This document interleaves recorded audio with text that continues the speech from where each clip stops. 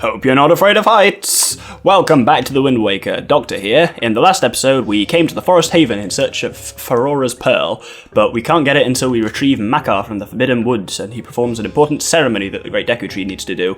We were given the Deku Leaf to allow us to glide around across the air. Through the air.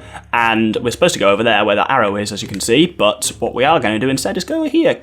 Go over here, because there's a few things we can do first. What we need to do is, it's indicating there, that island. Looks interesting, doesn't it? We should go down there. So what we need to do is, as you can see, the wind is coming towards us. The Deku Leaf is very reliant on the wind. You can't really glide into the wind, you'll just get turned around. So what we need to do is set the wind so it's blowing north. And then, hup! You need a fairly full magic meter. Actually, you don't need a fairly full magic meter to do that. What am I talking about? You'll notice a little indicator on the ground about now, which will indicate if you were to drop there, that's where you'll land. Pull it at the last moment to kind of slow my fall down. But yes, this island has a ladder that allows it to be accessible from the sea, but that ladder isn't down yet. Nor is this strange device open. So if we talk to this man here, I don't know what that is. Did you just fly down here? You're incredible. That's the coolest thing ever. Hey, if you can fly, do you think you could hit that switch over there? Huh? Can you? Huh? Can't you see it's on top, just over there, on top, towards the top of the Forest Haven? Don't you have a telescope? I mean, who doesn't in this day and age? Everyone doesn't have a telescope. Well, many people don't. But yes, if we look, let's get the telescope and do what he said. If we look up there, oh, he's telling me where the switch is. That's where the switch is. So as you can imagine, you pretty much need a bow and arrow to hit it. Or so you would think. But we have a Highway pair, which allows us to take control of a seagull. So when you're controlling a seagull, the left stick is move, and then you press A to flap, which basically kind of allows you to go up more. And if we just drive the seagull cleverly in... Nope. There we go. We hit the switch. And the kind of, I suppose we'd call it, I don't know what you call it, trapdoor thing kind of opens, and the ladder drops down, so we don't have to do this next time we want to come here. And there's something useful in here. Oh, I'm still controlling the bird, apparently. Can I? Oh, I'm not allowed to go that way, apparently. There we go. I couldn't remember how to exit the being in a bird. So yeah, that's Hi-Ho Pears. Very strange item. Not sure who came up with that, but there's important things down here. And yes, I did a backflip. Because why not? This man is Karlov. Welcome. Welcome to the Nintendo Gallery Figurine Palace. This is your first time here, isn't it? Did one of our members provide you with an introduction, I hope? Ah, well, no worries one way or the other. We've been losing members due to our lack of gimmicky attractions, but don't worry, true fans know we're the coolest. So, this man, we give him colour pictographs of enemies, and he will turn them into figurines. That's what we've been gaining all of these things for. So if we give him, say, this terrible shot of a choo-choo that we took a few episodes ago, on Paw Print Isle, he says, this is quite an inspiring motif. Hurrah, I'm filled with inspiration. Please permit me to sculpt this, it will be a jewel of a figurine. So what's your name, kid? Doctor? Doctor, is it? Well, Doctor, this officially marks your induction into our little club. I think I should be done with this tomorrow. I'll have to ask you to be patient until then. But we can give him multiple at a time. But, as you'll notice, every time we give it, you have to go through this whole rigmarole, so I'm going to feed him all 12 of the ones we've taken so far, and then I'll come back to you when I'm done. So he takes some time to make all of those, and we just need to return to him tomorrow. Time doesn't pass when you're on a major island, like Windfall, Dragon Roost, Forest Haven, anything like that, so I'll probably have to go out to sea and just wait some time, but obviously I'll do that off screen. For now, what we need to do is head back into Forest Haven and go up to where we got the Deku Leaf again. I actually just remembered that there's some figurines we can get on the way. For example, this gentleman. That is a Boko Baba. These creatures mimic Baba buds and attempt to swallow anything that comes near. Defeat them by stunning them with a jump attack, then cutting their stems. Is that the best way to do it, apparently? Yeah, let's try that. Grab this Boko seed first, and we go whoop. That didn't work at all, probably because I'm going up a hill. Oh, actually, that is kind of effective. Oh, that's not effective at all! You lied to me, game. Get off me, get off! That's a filthy lying game. Yeah, in terms of figurines, I'm basically going to capture them as I go along, but I'll basically, because you need to get them in bunches of 12 and return them to the figurine gallery, but I'll basically do all of that off screen, so you'll just see me capturing them. Being as though on the visualizer, I'm showing you the figurines as what they finally look like when they're made. I'm not going to bother showing each one when it gets made. I'll just go through them all at the end when I've got all 134 of them. We can also get this bloke as well while we're here. Oh no, we can get hit in the blinking face. There we go. Oh, did he jump? The bugger jumped at the wrong time. This is going to be problematic, I can see. Does that count? Nope, need to be a bit closer in. Oh, this is going to be incredibly infuriating, I can see. Let's grab him when he jumps. Nope, this is going to be a real bugger. There we go. This is an Octorok. Interesting thing about the Octorok, there was previously part of the figurine description in the original Wind Waker that said, Series Winner, Perfect Attendance Award, because when the original Wind Waker game came out, they had been in every single Zelda game. Unfortunately, since then, they were not in Twilight Princess in any form, so now they only get instead of that, they get the Series Exemplary Enemy, meaning they've kind of been in most of them. But when approached, these creatures tend to hide in the water. They can easily be defeated by reflecting the rocks they shoot with a sword and shield. You'll also notice on the figurine we've got the Sea Turok as well, which is the marine version we've not come across yet. Them you can't reflect with the shield, you have to fight them in a different way, but I'll talk about that more when I actually come across them. But that's a kind of little double figurine there. So now, back up to the top of the Deku tree. Now we can do what we were supposed to do the moment we got the Deku leaf, which is glide down there where that handy arrow made out of grass is, which then allows us to exit the Forest Haven and make our way towards the Forbidden Woods. Let's just grab some magic before we go, because good lord will we need it. So that's the Forbidden Woods. They look very sinister, don't they? And that's the entrance to them, as you can see quite high up. Not sure who that entrance is even for. Well, one of the interesting things is the Koroks once lived there, and there's little kind of remnants of them inside, which is kind of creepy. I'll point them out when we're in the actual dungeon. But what we should be able to do from here as well is take a cheeky snap of these fellas. Let's see. Yeah, these are P-hats. As you can see, the figurine lists their talent as rotating. These strange creatures use their propeller-like wings to float in midair. They can easily be knocked out of the sky using projectiles or a Deku leaf.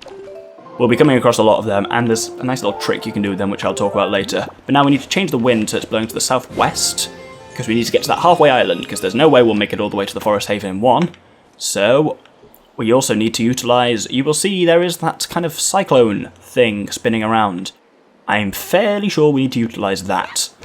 So if we jump off and kind of start gliding, if you aim for when the cyclone, well, tornado, I suppose, twister, when it's on the back of the island, it's about around the front when you come, and then it pushes you up, and gives you just enough push to get here. And yay!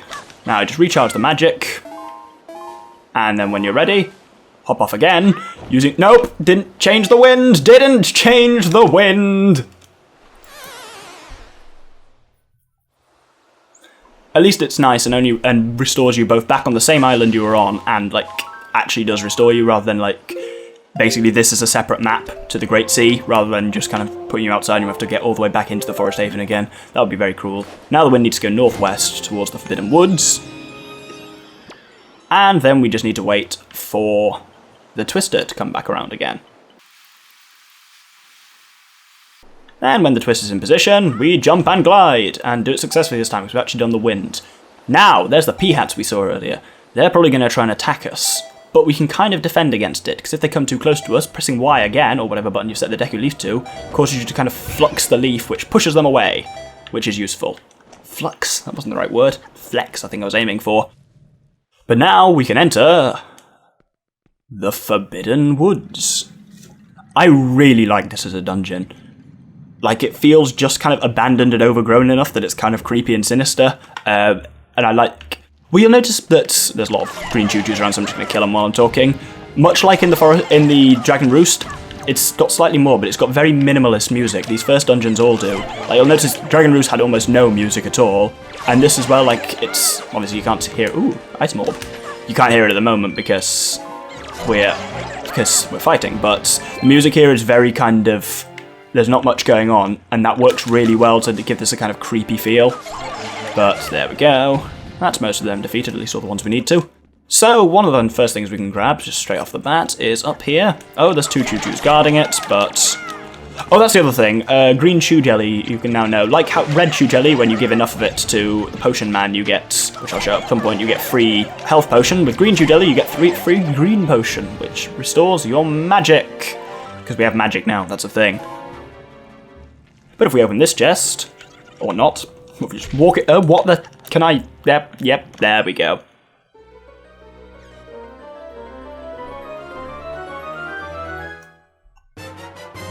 You got the dungeon map! Hooray! So that's useful for just generally navigating the dungeon.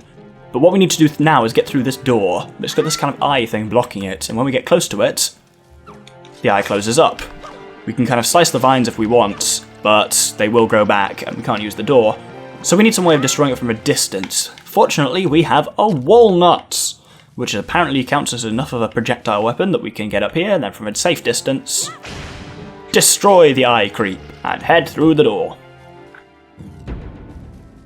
Now, there's a lot of waving tentacles and stuff here. There's a lower level that we can't do anything on at the moment, so what we need to do is just kind of make our way across this room, using a combination of Baba Buds and the Deku Leaf. Nice little thing as well that you'll see. When you drop into a Baba Bud, heals your magic, or at least heals a good portion of it. I don't think it fully restores it to full, but it's very useful. Like, they know you're going to be gliding with the Deku Leaf and Baba Buds, so... Can I hop over this last tentacle? Yes, I can. Now, again, we've got an eye creep on the door, but... Oh! Oh dear. Run, run, run, run! No, bollocks! Yeah, you may or may not have seen, well, you'll have seen now, there's a bomb in there. In the grass there was a bomb, which was supposed to use to destroy the eye creep, but I seem to have used it to destroy myself, which is problematic. So now I need to kind of like start this. Oh! Oh my god! Jesus, this has all gone terribly wrong. There's something useful through there, like guarded by that chest, but we can't destroy it yet because there's no eye creeps around. No, there's an eye creep there. There's no... How the heck do I get back up? Oh, it's there. But there's no projectiles around, so we can't actually take out the eye creep yet. Nope, this is going to be a problematic room. Ugh, finally back up here. That took longer than I'd like to admit. Now we can actually use this bomb properly to take out the eye creep from a distance. Kersplat! And go through the door. Now here's a cool little thing. This is a kind of lift. We can spin these things. If we use the Deku Leaf when we're on the ground, it blows gusts of wind. We can spin these things to bring it towards us. But then, to push it away from us, we just have to physically use our momentum and kind of guide ourselves that way by just pushing it along, which I think is really cool. Ooh, I really like the particle effect in here in the Forest Haven. It's really cool. You see what I mean by now about the minimalist music, though? There's almost none of it. Right, P-hats. Interesting thing about them. Use a grappling hook on them. You get a golden feather! Oh, we've actually not got a golden feather yet. Keep it in your spoils bag. A certain strangeness emanates from the quill of this beautifully shining feather. Winged girls are said to be infatuated with these treasures. Usually we have got one by now, because you get one from killing Kargoroks, but I think every Kargorok we killed last episode, well, in Dragon Roost, was over the sea, so that dropped the golden feather in there. P-hats, as far as I'm aware, do not drop golden feathers, like, ever, but will always give you one if you grappling hook them, which is pretty damn useful. To kill them, yeah, you have to stun them with the Deku Leaf and then stab them. Now we can... Oh, dear me. Go away. We need to basically... If we kill these things, they turn back into... Oh, they don't, apparently. Let's try it again. When you kill these things, they turn from a Boko Baba back into a regular Baba Bud, which allows to be launched. We can quickly hop over the side here and into this little bit, little secret here, which gets you... a red rupee! What a pleasant surprise. Nice enough, we've got a lot of rupees at the moment, and we don't really need to spend them on anything for ages.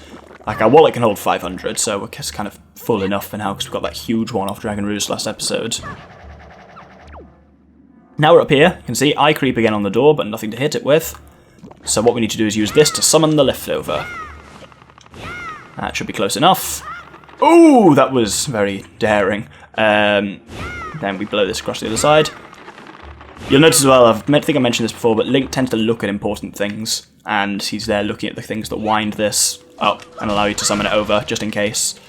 Now there's a walnut over here, which means we can of course need to pull it back over to where the eye creep is, in order to destroy it. If you accidentally blow the walnut, it is affected by the wind, so you need to kind of make sure you're looking away from it when you're blowing, and then whoop, and throw.